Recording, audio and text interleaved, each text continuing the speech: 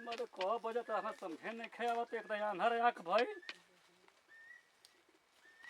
देखा आज सु कहना कि बेफे जुमा है बढ़िया से घर द्वार देखिए हम जाता नहीं जाएगा हमारा मस्जिद में।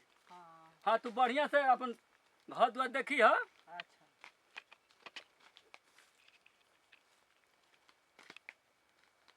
ये मदे 1 बज गई रहा पहले कौन काम हो चाहे ना हो भगवान का नाम लेहल जरूरी होला।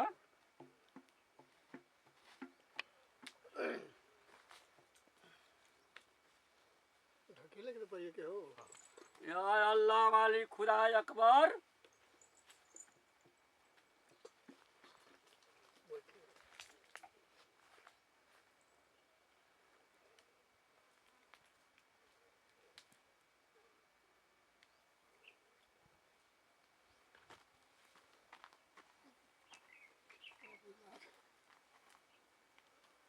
या अल्लाह अकबर खुदा अकबर।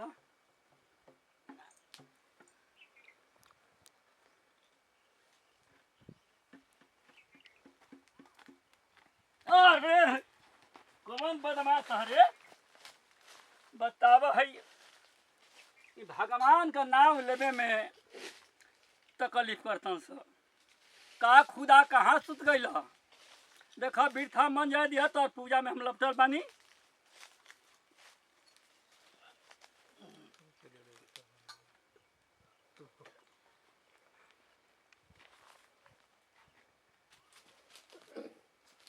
अरे ये मदे का करतल हो बे मत कर लती लागल बेटे सोजे सोजे। अरे बदमाश नहीं ना हां तोरा पे खुदा भी ना दया करी हाँ बताओ कि हम नमाज पढ़त हैं तू यही में आके बदमाशी करके दही पे उलट गईले। अरे महाराज दिमाग ठीक बा के ना अरे महाराज देखी सुने गलती हमारो ना भइल हमारो से गलती नहीं की सुने हम जा कर नहीं हो हम जने नहीं कि कोई मान लगे पीछे लाग लो ठोकर रोवा में टोरे चढ़ा कहीं हो देखी ये सब ना कहले हां ना ना देखी तू पूजा में बाधा डाल दिले हमारा अब देख किछ कर छड़खानी मत करिया सब चली कर ली हम ना जानो नहीं।